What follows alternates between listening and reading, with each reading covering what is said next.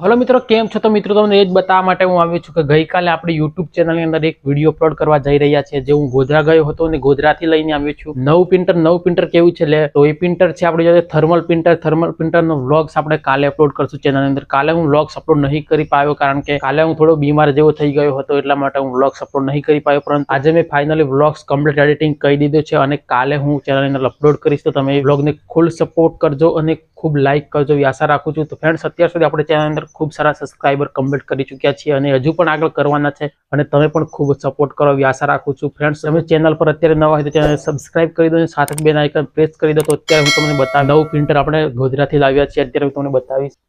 तो फ्रेंड्स, तमे अहींया जोई शको छो टीवीएस कंपनीनुं छे।